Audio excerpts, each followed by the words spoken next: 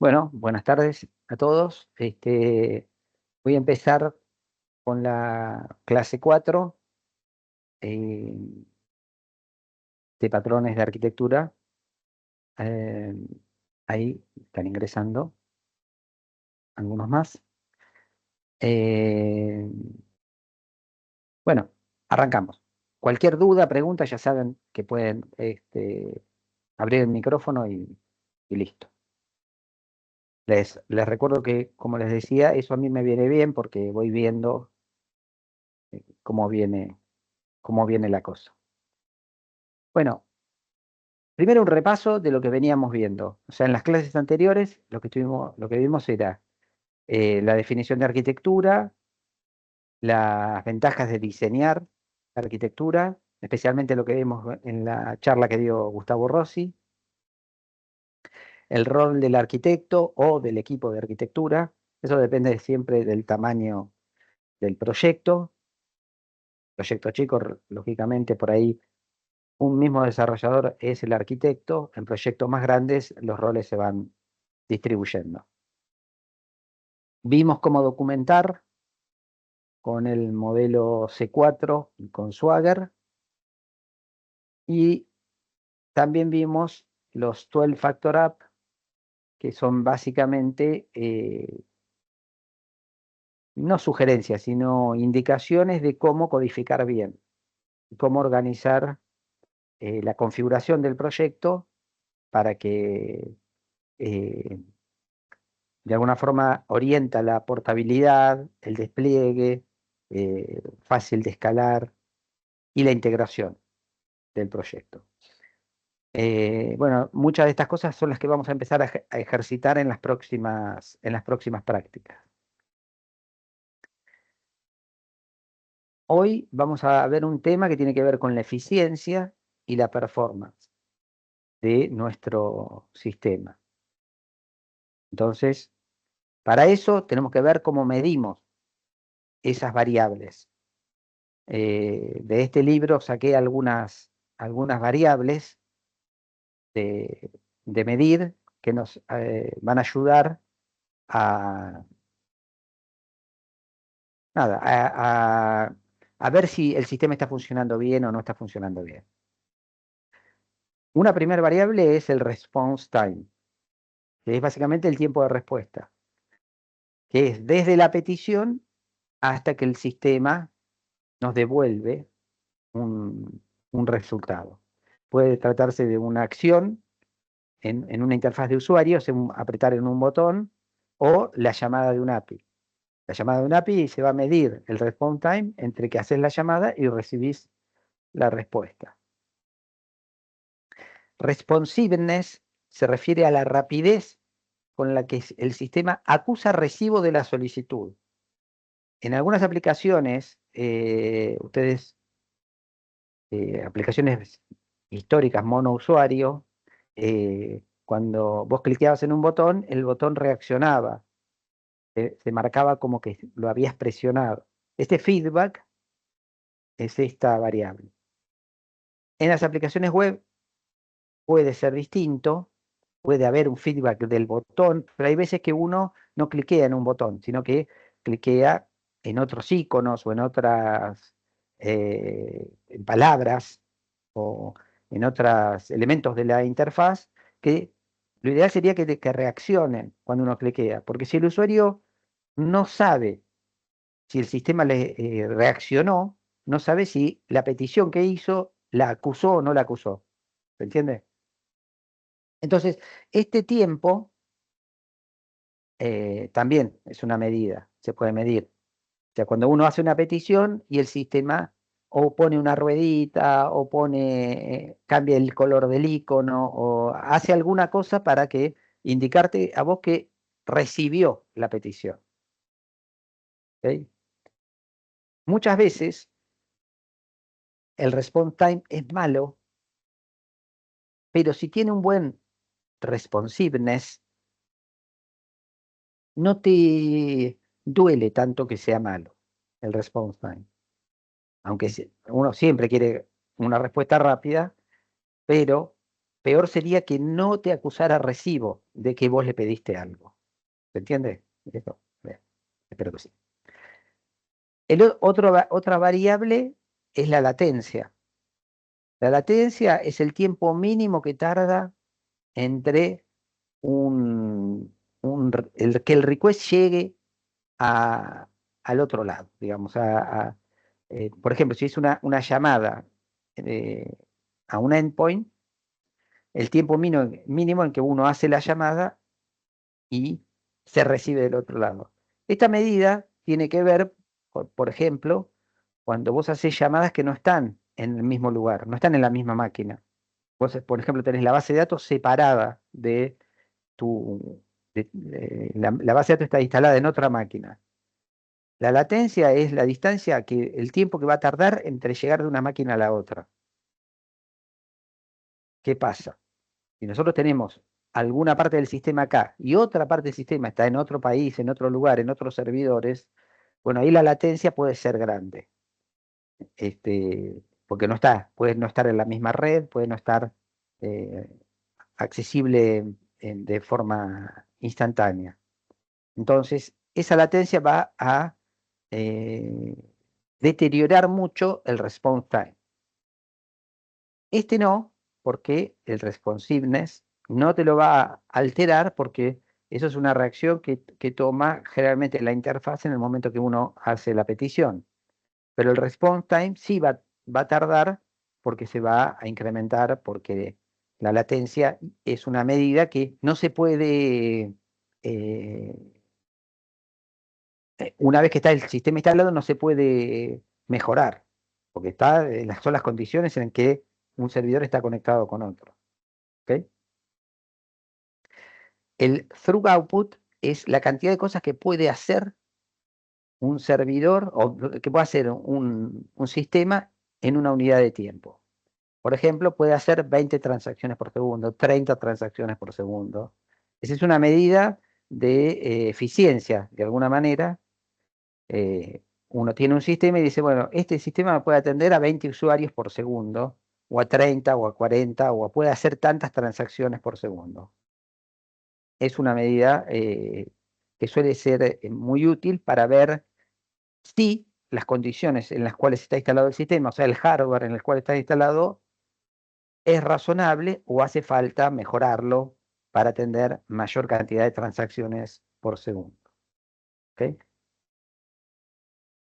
La performance es el through output, o sea, la cantidad de, de operaciones por segundo, o el response time, la medida que vimos al principio, o sea, cuánto tarda en responder el sistema, desde el punto de vista del usuario. Esto es lo que les decía, cuando uno habla de performance, puede ser que el sistema que nos parezca lento, pero como hace tantas cosas, esa lentitud es una medida relativa, ¿ok? O sea, el response time puede ser malo, pero depende de lo que haga el sistema. Si vos le pedís al sistema que te liquide todos los sueldos de la empresa, le estoy hablando boludeces, pero que te haga una operación complicada, tarda 2 minutos, pues decís, no, bueno, el response time es malo si es para ver una página web, pero si es para hacer una operación que usualmente tarda horas, la hacen 2 minutos, bueno, el response time no es tan malo. Eso depende de vista de la performance.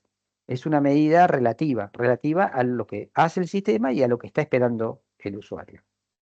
Como les decía, el responsiveness puede ser importante porque mejorar el responsiveness a costa del response time o el through output mejora la performance. Es decir, si el usuario ve que el sistema está trabajando, que no hay ningún problema, puede esperar unos segunditos más.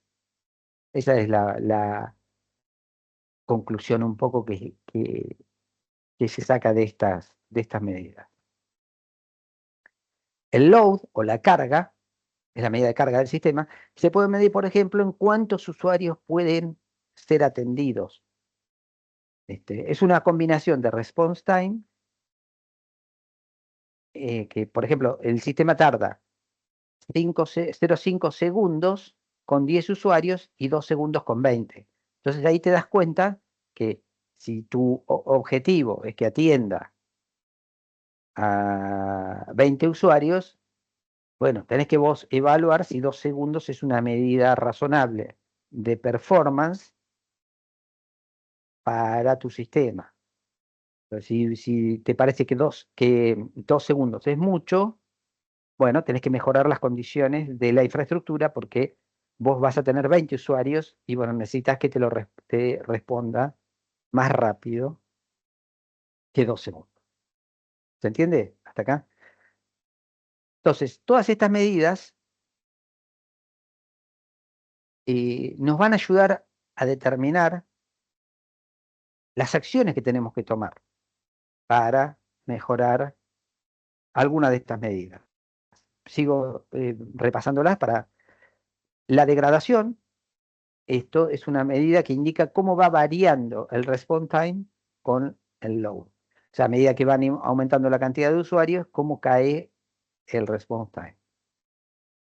La eficiencia es la medida de performance. ¿Se acuerdan que la performance era subjetiva, de alguna manera, para lo que el usuario estaba esperando, dividida los recursos? Por ejemplo, yo tengo 30 transacciones por segundo con 2 CPU. O sea, ahí estoy relacionando la performance con el hardware que tengo. La capacidad del sistema es una medida que indica hasta dónde, cuál es el máximo de through output, o sea, cuál es el máximo de through output o de carga para que el rendimiento no decaiga. Por ejemplo, habíamos dicho, déjenme ver, por ejemplo, vamos a hacer la carga. No, vamos a hacerlo con through output que era mejor. Cantidad de cosas que puede hacer, transacciones por segundo. Entonces, perdón, la capacidad del sistema es cuántas transacciones por segundo puede hacer estresando al máximo el sistema. Si yo le agrego usuarios, bueno, ¿cuál es el through output máximo debajo? O sea, el sistema le empiezo a agregar usuarios,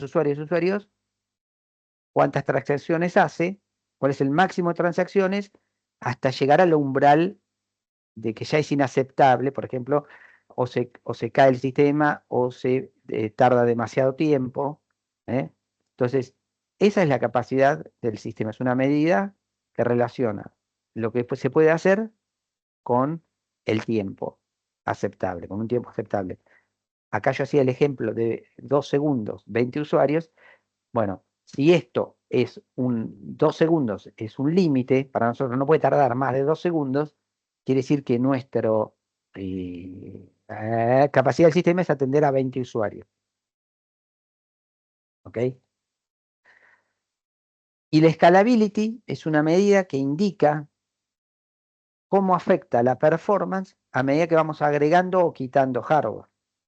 Hay muchos sistemas, por ejemplo, los sistemas de venta de tickets para eventos, son sistemas que tienen una alta demanda en los momentos que se venden los tickets, qué sé yo, va a jugar la selección o va a ser, ahí hay un momento donde se exige eh, mucha velocidad, porque está atendiendo a muchas personas, y hay momentos que no pasa nada. Entonces ahí hay que ver cómo administrar los recursos de hardware agregando o quitando. Entonces la medida de scalability indica cómo afecta la performance a medida que agregamos. Si yo tengo una máquina y tiene una capacidad del sistema de 20 usuarios, si agrego otra máquina, lo ideal sería que atienda 40, pero no siempre es directa esa relación. O por ahí le agrego un procesador o le agrego memoria. Hoy las máquinas que se comparten en Internet, se les puede ir agregando recursos, disco, memoria, procesadores, Y estamos hablando de la misma máquina. Una máquina, o es una máquina virtual, o es una máquina compartida. Pero bueno, si yo tengo una máquina con determinadas condiciones y le agrego otro procesador, hay que ver si puedo atender al doble. Lo más probable que no, porque hay otras medidas que las que son las que venimos hablando. Entonces, hay veces que más servers o el mismo server con más memoria, o sea, hay que tomar decisiones que involucra agregar más servidores. Por ello agrego un servidor más, pero tengo la base de datos en un lugar y la tengo que compartir. Entonces el cuello de botella no estaba en los servidores, sino que estaba en la latencia hacia la base de datos o está en la capacidad que tiene la máquina que sostiene la base de datos para responder los requests. Bueno, todas estas medidas en todos los sistemas se pueden tomar.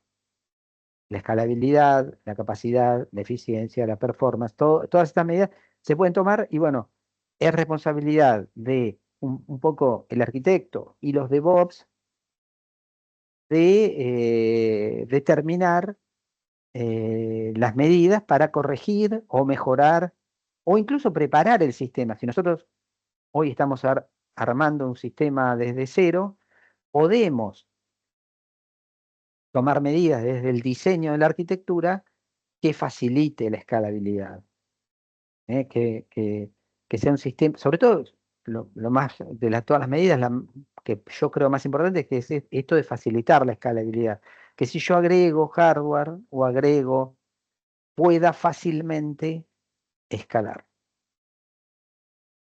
¿Ok? Bueno, hasta acá llegamos con el tema de las medidas, esas que estábamos evaluando. Todas esas medidas apuntan a cómo orientar el escalamiento. ¿Ok? Bueno, en alguno de estos libros, creo que en el de microservicios, eh, saqué algunas de estas definiciones y lo que vemos es que hay tres posibilidades de escalamiento. Una en el eje X, que es duplicar las instancias, es decir, como poner un servidor nuevo sería. Otra en el eje Z, voy a empezar por la Z, que es dividir el sistema dividir en particiones para que el mismo sistema atienda una parte u otra. Entonces, yo puedo duplicar o triplicar o multiplicar el sistema, pero es el mismo sistema. La diferencia es que algunos atienden una parte y otros otra. Y la otra es dividir el sistema. O sea, en el eje X tengo el mismo sistema replicado. En el eje Z tengo el mismo sistema, pero que no atiende a, a todas las peticiones, sino que se reparten las peticiones y tenemos el mismo sistema atendiendo peticiones distintas y es una forma sencilla de escalar. Y el eje Y es el que más vamos a ver en la materia, el que apuntamos a mejorar en la materia, que es la división del sistema en microservicios que atiendan distintos aspectos o distintas funcionalidades del sistema. Vamos a ir viendo una por una. Acá estábamos en la división en el eje X y bueno, lo que tenemos es que podemos tener, por ejemplo, un balanceador de carga y que de acuerdo a el request o de acuerdo a la carga que tengan las distintas instancias, va repartiendo la carga entre estas instancias. Esto puede llegar a tener algún inconveniente porque la mayoría de los sistemas hoy no son un request y una respuesta.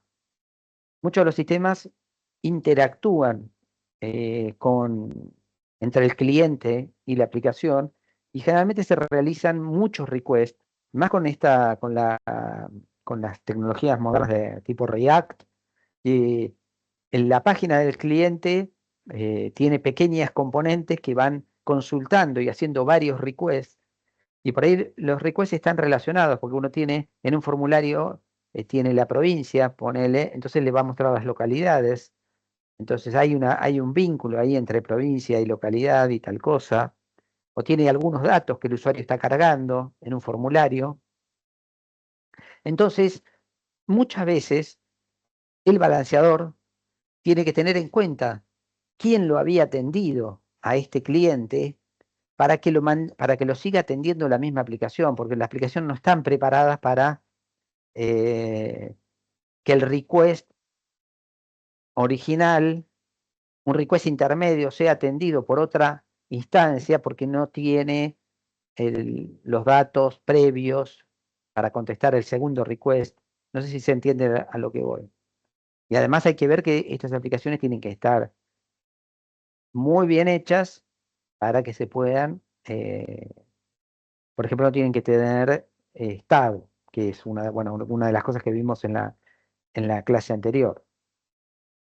Entonces, el escalamiento en X tiene sus dificultades. Y además tiene la dificultad que les decía de la base de datos, que hay que ver si la instancia 1, 2 y 3 con qué base de datos están interactuando. Si estas tres trabajan con la misma base de datos, puede estar en otro servidor. Bueno, acá el cuello de botella no está tanto en las instancias de la aplicación, sino en el acceso a la base de datos. ¿Ok? Entonces, esta es la réplica de agregar hardware, agregar máquinas, agregar réplicas de la misma aplicación. En el eje Z es, por ejemplo, que yo tenga un router, una especie de balanceador también, que de acuerdo al usuario lo atienda una instancia, otra instancia u otra instancia. Por ejemplo, los usuarios de la A a la H se atienden acá, de la I a la P se atienden acá y de la Q a la Z se atienden acá. Esto tiene una mejora por ahí, pero bueno, parte de la lógica de la seguridad y de la autenticación hay que pasarla para acá, para que el router autentique y routee los requests a los software, a los hardwares correspondientes. Tendrá una tabla, etcétera. Esta también es una buena posibilidad porque no tenemos que rearmar nuestra aplicación. Seguimos trabajando con la misma. A todo esto estamos hablando que las aplicaciones son monolíticas, es decir, que tienen todo acá, en esta instancia. Y la última, la Z, la I, la Y, estamos hablando de que la aplicación, lo que era la aplicación, se divide en distintos servicios o microservicios. Servicios, pueden ser micro o no micro, pero son distintos servicios. Por ejemplo, el order service puede tener también a su vez un balanceador y tener varias instancias del order service. Acá estaríamos combinando la escalamiento en el eje Y, que es la descomposición funcional en servicios, y a la vez un escalamiento en el eje X. Para cada servicio podríamos tener distintas instancias. Todo esto se puede manejar en forma manual o incluso los orquestadores tipo Kubernetes lo hacen de forma automática. Uno puede decirle, bueno, créame varias instancias del order service, usa un balanceador para que esas instancias se vayan creando, que tengan un mínimo de 1 y un máximo de 5. Y en función de que esas instancias se vaya degradando, alguna de las variables que vimos hoy o de performance, no, de performance no porque es una variable subjetiva, de tiempo de respuesta o de carga, de load de esta instancia, va a crear otra y otra para que ninguna de estas se rompa o se caiga. O incluso si se rompe, puede crear otra para que el sistema siga funcionando. ¿Ok? Entonces, este esquema para Order Service se puede repetir para el Customer Service, para Delivery Service, y cada uno de estos servicios puede tener una cantidad distinta de instancias repetidas. ¿Ok? Entonces, esto nos da una flexibilidad porque tenemos descompuesta, o sea, tenemos desgranada la funcionalidad original de lo que era nuestro monolito en distintos servicios. Bueno, esta es la idea que tenemos para la materia. Hasta acá, ¿cómo viene? Perfecto. Bárbaro.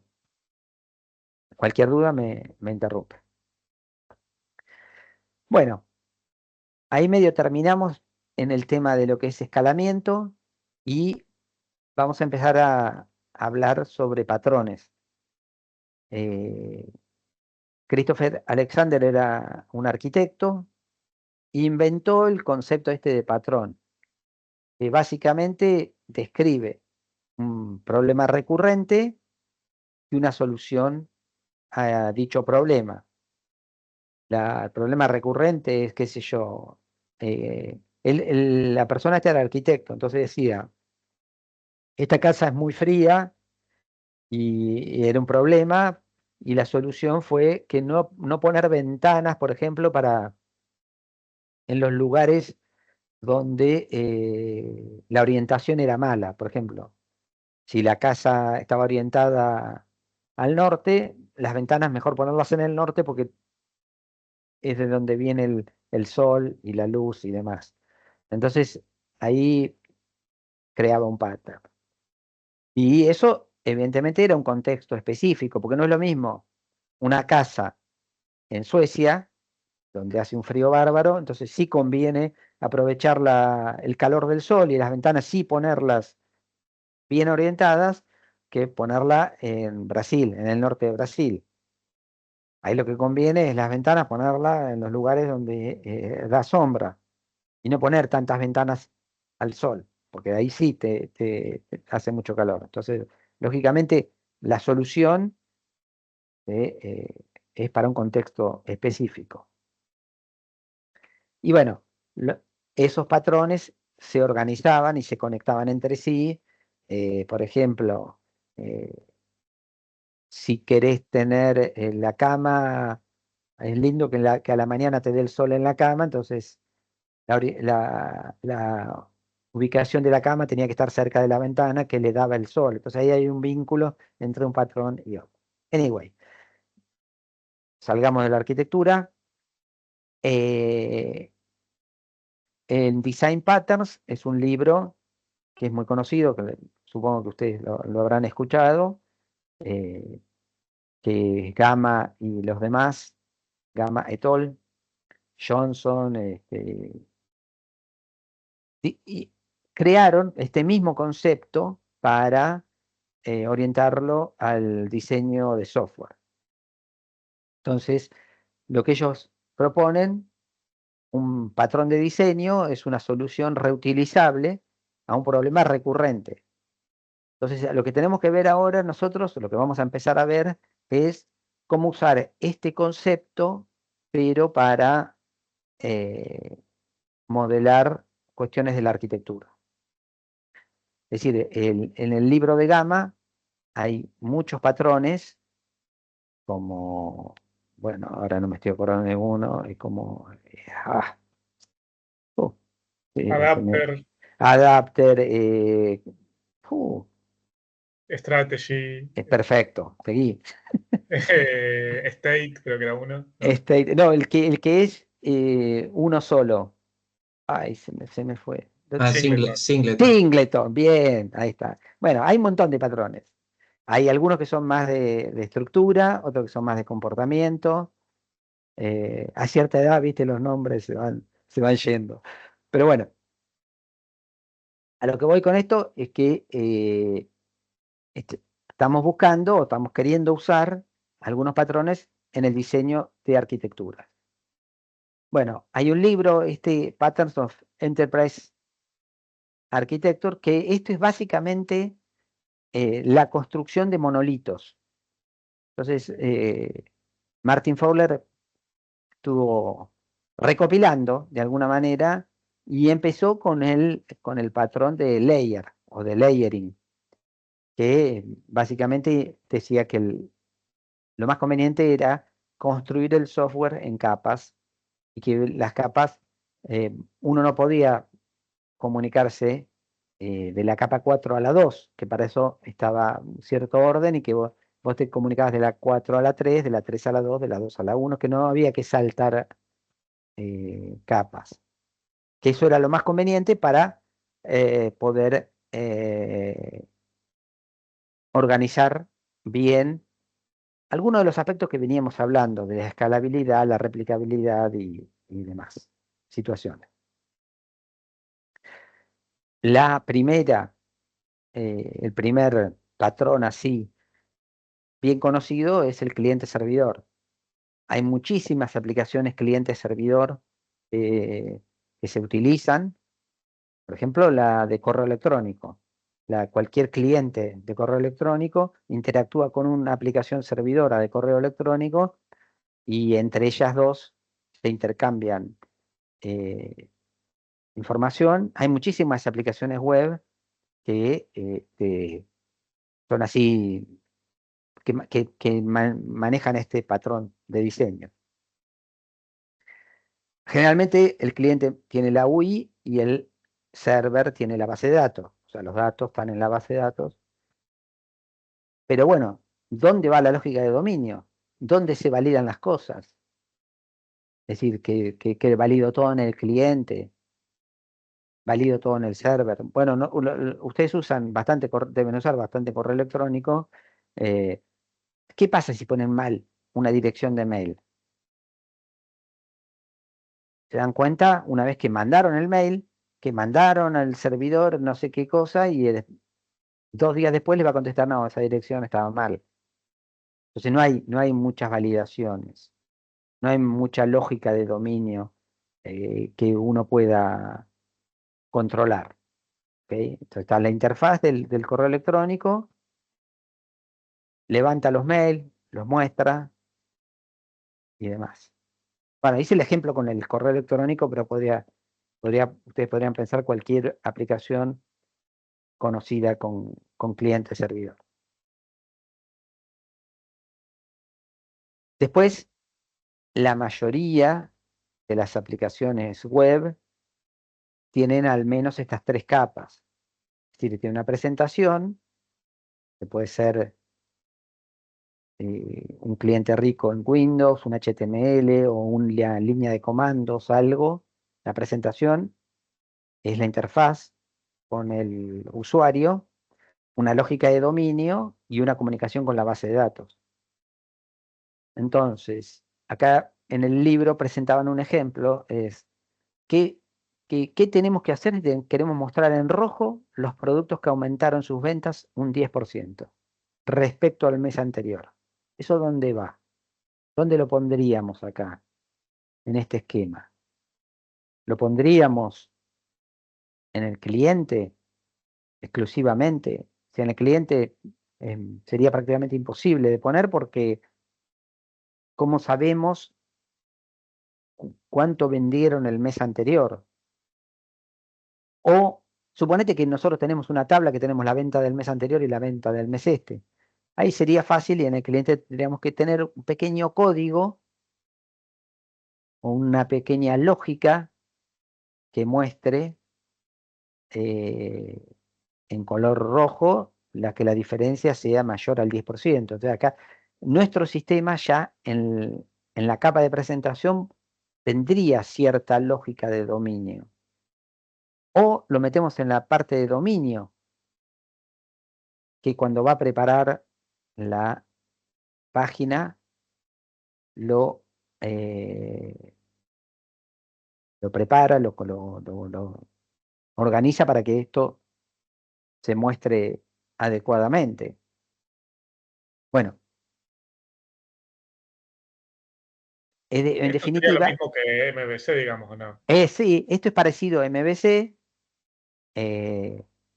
Yo creo que la solución correcta es ponerlo en la capa de dominio, porque esta Sí, sí, y lógica, para devolver directamente todos los productos que aumentaron y los muestra después.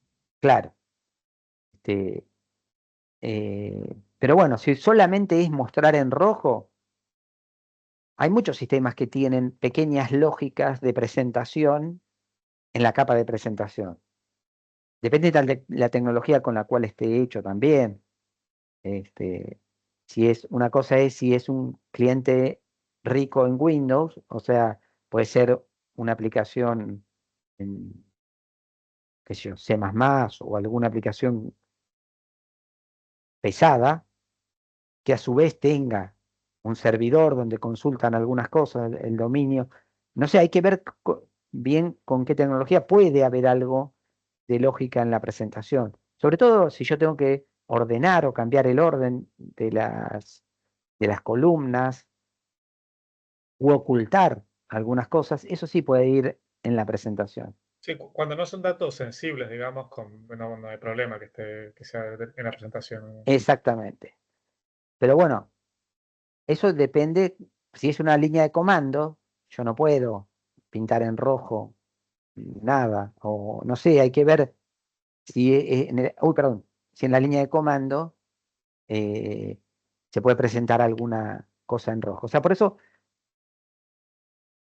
hay siempre que tomar algunas decisiones de dónde poner qué cosa en cada lugar. Por supuesto, si yo tengo más capas, voy a tener más posibilidades de discriminar en dónde va cada cosa. Ahora vamos a ver algunos detalles de esta. La cuestión es que, bueno, qué poner en cada capa, todo en el server, todo en el cliente, o qué pasa si la presentación es mobile. Por ahí ¿cómo se llama? La capacidad de cómputo y de poder alterar la interfaz no es tan flexible, o sí, no sé, la verdad que hoy yo no hago muchas cosas móviles, así que no tengo mucha idea, pero capaz que armar una interfaz en una aplicación web es más sencillo, en realidad no tengo ni idea, que hacerlo en una mobile, en un teléfono Android o iOS. ¿Ok? Bueno, venía a este punto. Bueno, en la capa de dominio, el libro este de Fowler presenta 3 estrategias para trabajar con el dominio, porque acá la discusión es cómo hacemos para vincular nuestro dominio con la capa de datos. Entonces, acá hay como 3 estrategias: la orientada a transacciones, orientadas a tablas u orientadas al dominio, al modelo de dominio. La transaction script lo que dice es que cada transacción está representada como un procedimiento. O sea, si yo tengo que calcular esto sería calcular una comisión, como si fuera una comisión. Tengo que calcular una comisión de un contrato, tengo que buscar el contrato, obtener los datos del contrato e insertar el revenue, insertar la comisión, y como que toda esta transacción se hace en una operación donde prácticamente no hay objetos, es simplemente todo se resuelve, es un procedimiento que consulta la base de datos, va y vuelve, obtiene los datos y hace el insert. No hay objetos, sino que es como una función, como si fuera una función que actualiza el revenue. Y está orientado a transacciones.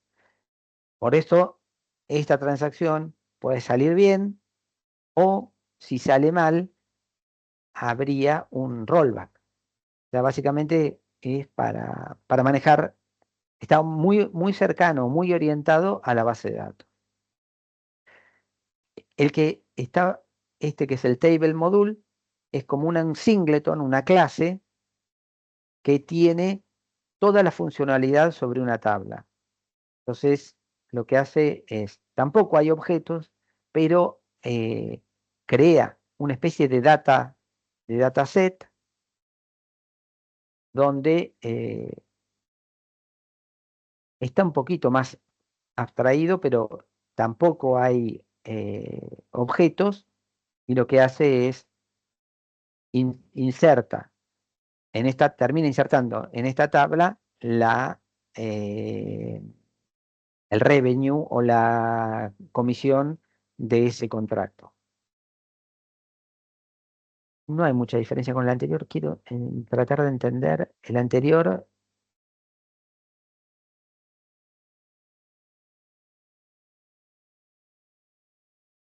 No sé qué diferencia hay, pero bueno. Acá está más pensado.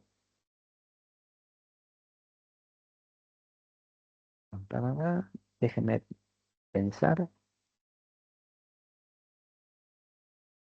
Bueno, no sé dónde. Porque parece que hay un producto, porque dice e-contract, e-product, pero no lo instancia como un contrato y un producto, sino más bien son todas operaciones relacionadas con la base de datos. No sé qué diferencia hay con la anterior. Vamos al domain model. Acá sí, es como que, claro, porque en la anterior no hay mensajes entre los objetos, sino que hay una sola operación, que es esta, que va consultando a la base, va y viene a la base de datos consultando todo hasta que finalmente hace el insert. ¿Okay? La diferencia con un modelo orientado a objetos en donde es que hay una clase contrato que calcula eh, la comisión del producto, que tiene una estrategia y bueno, es más orientado a objetos. Como que acá hay un modelo de objetos que tiene la lógica de generar la comisión. Y el Revenue Recognition es otro objeto. Entonces, acá lo que vemos interactuar son a 4 clases distintas, cuando acá y en el anterior era simplemente una función que tenía toda la lógica. ¿eh? Este está más orientado a la transacción, este estaba más orientado a la tabla. No lo distingo mucho el primero del segundo, pero es así como lo presenta. ¿Ok? Nosotros ya, esto por ahí quedó medio demodé porque nosotros venimos trabajando de esta forma en general. Así que bueno, según lo que comentaba Fowler en el libro, la complejidad de la lógica de dominio era diferente para las distintas estrategias y que a medida que iba creciendo la complejidad de la lógica, o sea, teníamos más clases o más elementos a considerar, el transaction script y el table module crecía medio como exponencialmente la complejidad o el esfuerzo para mejorar, dice acá, y en cambio la de domain model, el esfuerzo era más constante. Es como si yo les dijera que a medida que vamos agregando clases o agregando funcionalidad, la de domain model se mantenía más constante en el esfuerzo que había que hacer. Las otras crecían. Porque las otras lo que tienen es como que hay que programar la lógica en cada momento. O sea, para cada operación diferente hay que hacer lógicas distintas. Entonces, Si esto se va complejizando, lógicamente esto hay que reprogramarlo, hay que volver a hacerlo o hay que corregir. En cambio, esto está más orientado a las clases y a la orientación a objetos, y el día de mañana podemos usar el polimorfismo, agregar otro concepto que no sea contrato u otro concepto que no sea producto, o cambiar o agregar otra estrategia, y por ahí lo otro no hay que cambiarlo. Son las ventajas básicas de la orientación a objetos. ¿Ok? Bueno, el otro pattern que presenta Fowler es el de Service Layer, que es una capa más. ¿Se acuerdan que nosotros en los primeros dibujos iniciales veíamos tres capas? Que era la capa cliente, la capa de dominio y la capa de datos. Bueno, Fowler presenta una capa más, que es la de Service Layer, que está entre la de interfaz y la del dominio.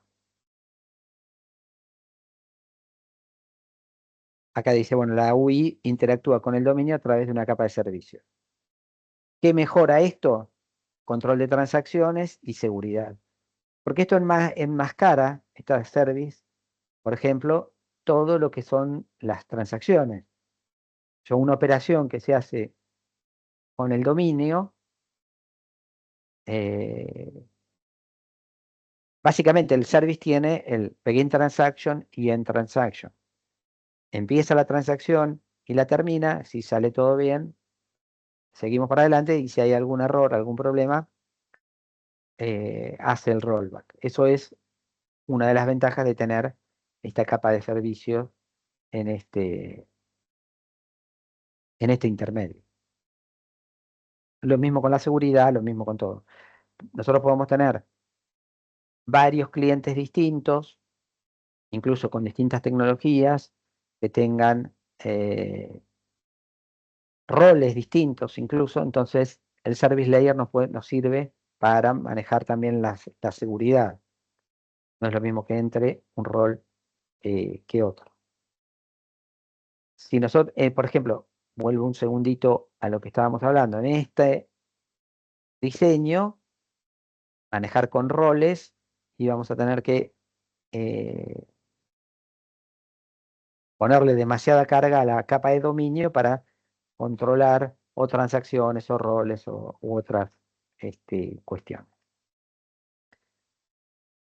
¿Ok? Entonces, acá de vuelta aparece un patrón nuevo que nosotros naturalmente lo estamos adoptando. O sea, ¿a qué voy con esta clase? Que el domain model, de alguna forma ustedes, si revisan mentalmente el ejercicio que hicieron, seguro que tenían un modelo del dominio, que era usuario, dirección, no sé, eran pocas clases, pero era un modelo del dominio. Tenían una capa de servicio que, por ejemplo, pedían un listado de usuarios. Tenían una interfaz que por lo pronto para nosotros era el Postman, pero era nuestra interfaz. Tenían una capa de datos, que era la base de datos. O sea, de alguna manera, intuitivamente, ya estábamos en este esquema de trabajo. ¿Ok? Bueno, el objetivo es exponer la funcionalidad del modelo con un conjunto de operaciones llamadas servicios. Cada servicio es el responsable de coordinar la operación, y los servicios deben surgir desde lo funcional. Es una capa funcional. O sea, yo también les decía que si lo hubiésemos hecho en la arquitectura de tres capas, lo íbamos a tener que poner en la capa de dominio, esta parte de servicio. Y vamos a tener que crear dentro de nuestro dominio el concepto de servicio, y hubiésemos tenido que estresar de alguna manera la capa de dominio. Y los servicios, dice, no deberían preocuparse por los aspectos tecnológicos. A ver, ¿cuáles son estos aspectos tecnológicos? Bueno, las ventajas del Service Layer es la funcionalidad ofrecida por el backend. Los clientes no quedan atados a ninguna implementación, o sea, esconde la implementación. Esconde la implementación se refiere básicamente a que la capa de dominio, yo el día de mañana puedo hacerla crecer, cambiar, mejorar o cambiar algunas relaciones entre los objetos y no tocar la capa de servicio. O es más, puedo la capa de servicio, mantenerla y cambiar totalmente la implementación de lo que viene por detrás. Puedo tener una implementación hecha en, no sé, estoy pensando. Puedo dividirla en microservicios. Puedo mantener la capa de servicios e invocar a los microservicios que considere que necesito en ese momento. Y si yo puedo tener los servicios, la capa de servicios, y relacionarme con mi dominio de forma ¿cómo será? Inteligente de alguna manera que invoque a... Estoy diciendo una pavada, pero bueno, no importa. No sé si se entiende. No, o sea, los clientes no quedan atados a una implementación. Me fui para otro lado, perdón. Esto va a venir más adelante. Acá estamos hablando de los clientes. Yo me enganché mal con la capa de servicio. Es decir, los clientes no quedan atados a una implementación, porque los clientes solo conocen a la capa de servicio y eh, no, no dependen de qué es lo que hay detrás de ello. El diseño y el desarrollo de la lógica quedan obligadamente separados de la interfaz. O sea, ahí funciona como separador entre lo que hay en el cliente y lo que hay en el dominio. Se puede tener múltiples clientes para los mismos servicios, usando diferentes protocolos o formatos. Es decir, la capa de clientes, como les intenté decir hoy, si yo tengo distintos roles que acceden a los mismos servicios, o tengo tecnología de distintos clientes, tengo mobile, tengo para computadoras comunes, tengo para, ¿cómo se llama? Eh, llamadas remotas desde otros servicios. Puedo usar esta capa de servicios como interfaz. Bueno, reuso, encapsulamiento, provee una interfaz más accesible. De hecho, lo que nosotros hacemos en la práctica es prácticamente esto, porque nosotros probamos con un cliente que es el Postman, o sea, con un probador de endpoints. No sé cómo se dice la palabra probador, la palabra que estoy buscando. Entonces, esto es la ventaja que me da la, la capa de servicio. Y define la unidad para administrar los permisos. También esto lo vamos a ver, no en la próxima práctica, sino en la que viene, cómo vamos a definir los permisos y la seguridad de nuestros endpoints. Y esto se hace en esta capa. Las desventajas, bueno, un cambio, varios cambios. Si yo tengo que cambiar la capa de servicios, es probable que tenga que cambiar, depende del cambio que sea, pero si agrego algún, eh, algún concepto más, o alguna variable más. Por ejemplo, le agrego la seguridad, que eso lo vamos a ver en la práctica? Bueno, eso me va a involucrar no solo modificar la interfaz, que sería el servicio, sino también algunos aspectos del dominio. Hay que ver cómo voy a manejar la seguridad. Si agrego, por ejemplo, que un endpoint no puede ser, bueno, si no puede ser accedido por determinado usuario, ahí lo puedo resolver en la capa de servicio. Pero si tengo que dividir la aplicación de acuerdo a qué datos puede ver cada usuario, ahí necesariamente voy a tener que modificar la capa de dominio e incluso voy a necesitar modificar la capa de datos porque voy a tener que acceder a datos vinculados con el usuario que está ingresando. ¿Okay? De todas formas, como decía antes, tener este esquema, agregar capas, lo que hace es que nos quede más claro qué cosas caen en cada lugar. Si es cambiar alguna cuestión de la interfaz, ya sabemos que hay que modificar acá. Si hay que cambiar algo del modelo, lo podemos modificar acá. Si eso no me afecta mi capa de servicio, probablemente si yo modifico el modelo, tenga que modificar algo de la capa de datos, porque bueno, los cambios que hice en el modelo a lo mejor me afectan a la capa de datos. Pero bueno, al tener las cosas más separadas, es más fácil eh, saber en dónde hay que modificar y qué es lo que hay que corregir. Seguimos. Posibles problemas de performance. Bueno, esto evidentemente se refiere a que eh, hay más llamadas entre los componentes de las distintas capas, pero bueno, no creo que esto, no sé qué problema de performance puede llegar a tener. Eh, Tendría que ver algún ejemplo, algún caso que, eh, que afecte la performance.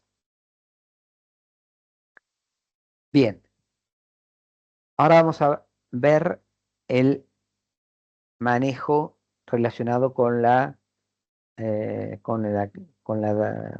capa de datos. Entonces, el mapeo del dominio a la fuente de datos, generalmente estamos hablando de una relación entre objeto y modelo relacional, siempre que tengamos una base de datos relacional. Hay algunos mapeadores que simplifican este manejo y incluso hay algunos mapeadores que mapean a base de datos no SQL. Algunos problemas conocidos es que cada cambio que se produce en un objeto es una interacción con la base de datos. Es decir, acá tenemos que compararlo con cómo se programaba antes. Antes se mantenía en el dominio los cambios y cada tanto uno hacía un update o un insert o alguna operación en la base de datos con una instrucción SQL, que era lo que se manejaba para manejar bases de datos relacionales. Hoy los mapeadores lo que hacen es prácticamente sin que el programador se preocupe, van manteniendo actualizado el modelo. Si uno cambia el nombre de un objeto o le cambia alguna de las variables, eso prácticamente de forma automática hace un update a la base de datos de ese objeto. Entonces, uno puede programar o puede pensar olvidándose de la base de datos. Y estos mapeadores mantienen la base de datos actualizada. Entonces, los problemas son mucha interacción entre los objetos y la base de datos. Puede haber problemas cuando levanto los objetos relacionados, cómo los levanto, de a uno, de a todos. Yo tengo productos, tengo mi clase producto, pero tráeme todos los productos, tráeme un producto.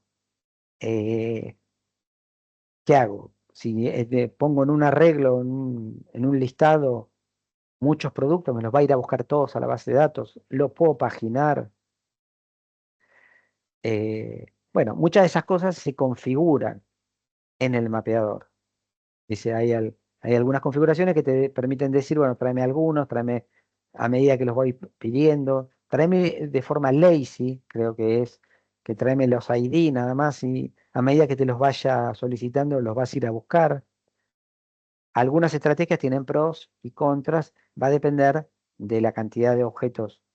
Si yo digo traer las provincias, y bueno, son 24, no es tantas, estamos hablando de Argentina, no es tantas, las puede traer y mantenerlas en una lista de objetos. Pero si yo digo los productos o los usuarios, esto pueden ser cientos o miles, entonces no está bueno para el servidor cargarse con tantos objetos en memoria. El otro tema es cómo mapear las jerarquías. Sí, de las jerarquías, vamos a ver que hay distintas estrategias para mapear las jerarquías de objetos. Si se hacen todas con una tabla o con varias tablas, ahora vamos a verla. Y el otro es si se pueden hacer consultas SQL. Más allá del mapeador, por ahí el SQL puede ser más eficiente en algunos casos, entonces vincular o no vincular,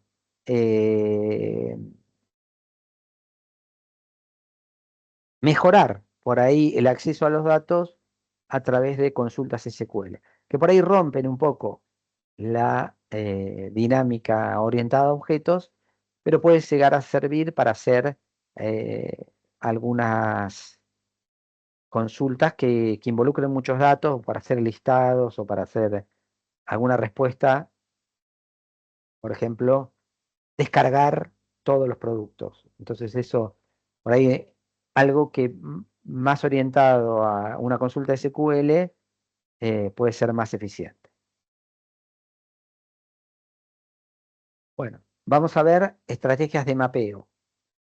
Hay básicamente dos estrategias. Usar un DAO, que está más cercano a la base de datos.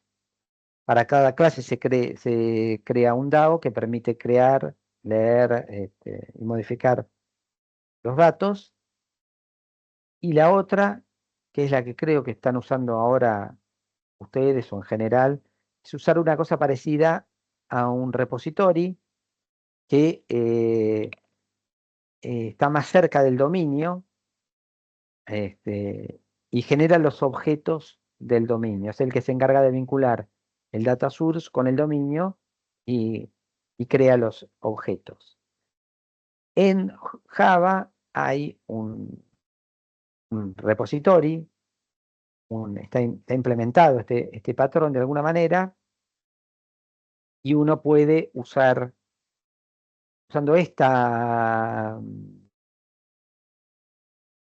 usando JPA, que es un protocolo repository, crear un repositorio custom, por ejemplo, para listar los clientes, que es lo que está acá. Este CRUD repository ya tiene implementados muchos de los métodos tradicionales de acceso a la base de datos, como por ejemplo count, delete all, find, save, find all by ID. Entonces, estos no habría que implementarlos. ¿Se entiende? O sea, uno ya componer eh,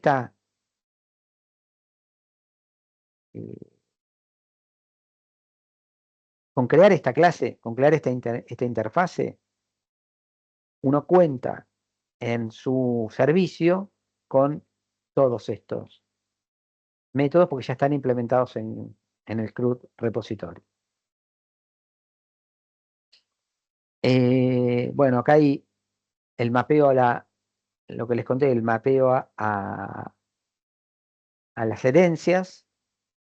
Bueno, como Java es un lenguaje con polimorfismo, esa característica es soportada por JPA e Hibernate. Hibernate es otro mapeador. Y existen 3 estrategias para modelar los datos de las jerarquías de objetos. Toda la jerarquía en una sola tabla, una tabla para cada clase de la jerarquía y una tabla para cada clase concreta de la jerarquía. Porque en la jerarquía podemos tener clases abstractas y concretas. Generalmente la superclase es abstracta y las clases de abajo son concretas o no. Puede que no sea así, pero bueno, si tenemos que la clase de arriba es abstracta y las clases hijas son todas concretas, es más conveniente utilizar esta estrategia. Una tabla para cada clase concreta. Y después también depende de cuántos datos diferentes tiene cada una de esas clases. Entonces, ¿dónde sería de utilidad mapear las jerarquías?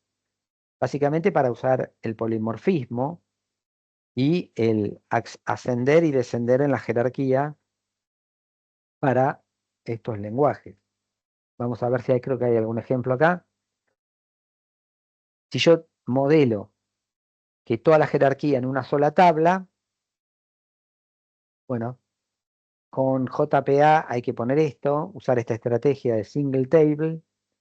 Y yo tengo mi producto y, por ejemplo, book es subclase de producto. Y entity, perdón, y pen es subclase de mi producto. Entonces, lo que va a pasar es que la tabla, y no entiendo mal, va a tener un product ID, un name, un autor y un color, porque están todas las 3 clases van a estar representadas en la misma tabla. Y le va a agregar un discriminador, un campo que va a discriminar si es un book o un pen. ¿Ok? Creo. Una tabla por clase de la jerarquía. O sea, si seguimos el mismo ejemplo, bueno, acá no está el mismo ejemplo, pero vamos a ver, yo tengo una clase animal y después tengo una clase mascota que extiende animal. Entonces, vamos a tener una clase para animal y una clase para pet, para mascota. Entonces, el arroba ID va a ser común, va a estar definido en la superclase. Este va a tener el mismo ID porque va a haber parte de los datos de la mascota en la tabla de animal y parte en la tabla de mascota, por ejemplo el nombre. Pero si yo quiero saber la especie, voy a tener que ir a consultar al padre. Como mis mapeadores se van a encargar de eso, por ahí para mí va a ser transparente para el programador. Pero bueno, en la base de datos va a existir una tabla para animales y otra tabla para mascotas. ¿Ok? Y por ahí una consulta va a involucrar que tengas que joinear. En realidad no joinear nada, porque este no va a tener ID. Ah, sí, acá está el join. Qué boludo. ¿Por qué el name? Bueno, acá hay algo que está mal, no importa. lo que me interesa que le quede el concepto, acá unió el name con el pet ID. Esto estaría mal, pero bueno, no importa. Quiero creer que estaría mal. Lo importante es el concepto, que el ID me va a unir estas dos tablas. Y finalmente,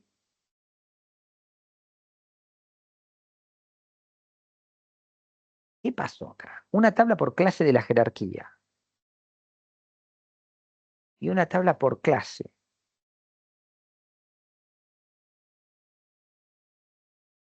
¿Qué hice? ¿Qué está mal? ¿Cuál es la diferencia?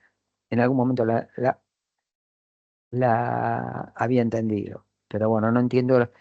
¿Qué es una tabla por clase de la jerarquía? ¿No sería que solo base para pet la tabla y no para animal? Ah, bien, Pero no estoy muy seguro bien. tampoco si es así. Sí, debe ser eso que decís vos. Sí, sí, sí, debe Y ser, por eso o especifica creo, que es pet ID, después si haría otra, tendrá que tener otro name que sea, no sé, cualquier otra clase que herede de ese animal. sí, sí, no estoy seguro, pero es muy probable que sea como vos decís. Hace una sola tabla para toda la jerarquía. No hace una tabla por clase.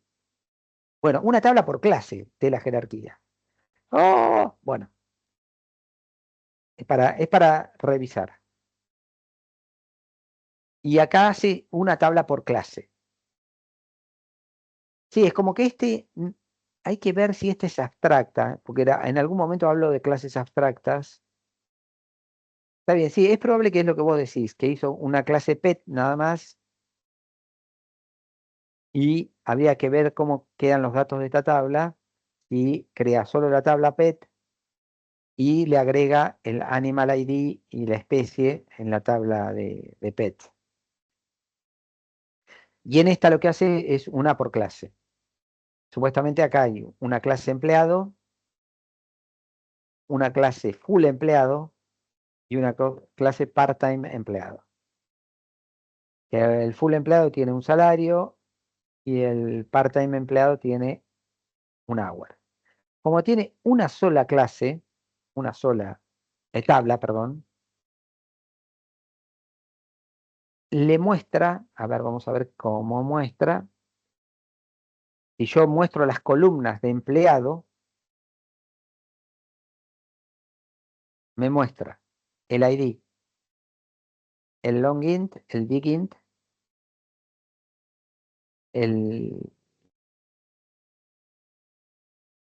no, que no sé qué es, debe ser el nombre, el name.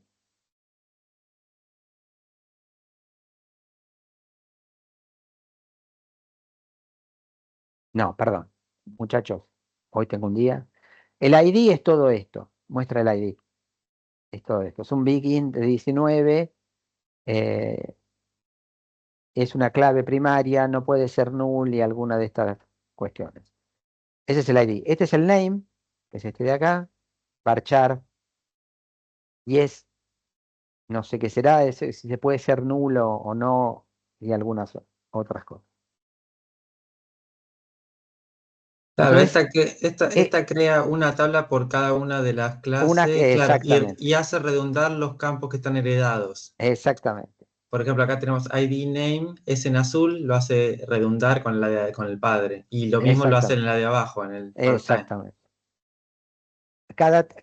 Cada uno tiene, y si uno tuviera que, no necesitas hacer join, vas a tener repetidos, va a ser una tabla que va a tener repetidos el nombre del empleado y el ID, lo va a tener en la tabla empleado, en la tabla full empleado y en la tabla part-time empleado.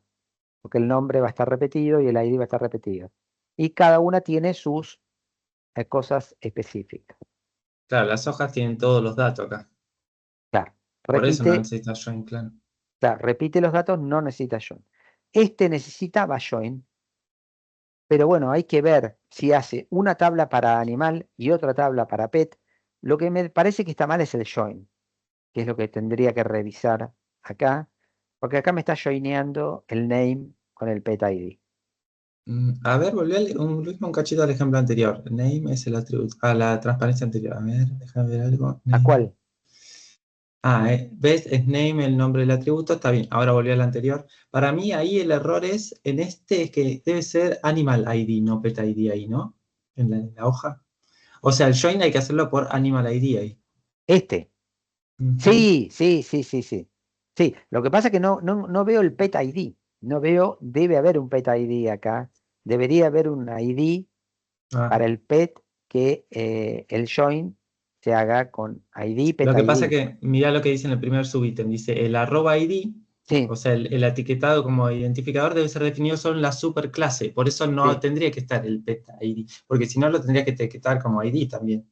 Está bien, O pero sea, entonces acá de alguna manera me tiene que joinear con este. Debe haber y algún error. Lo voy a buscar para, para mejorarlo, para mejorar la transparencia para el próximo año, no para este. Este año ya está perdido. después de Ok, última lo ponemos en Discord aclarado, pero sí puede ser que claro, esté mal algún atributo, haya quedado mal copiado. ok. Bien, llegamos acá y terminamos. Justo al final la vengo a embarrar. Bueno, preguntas, comentarios.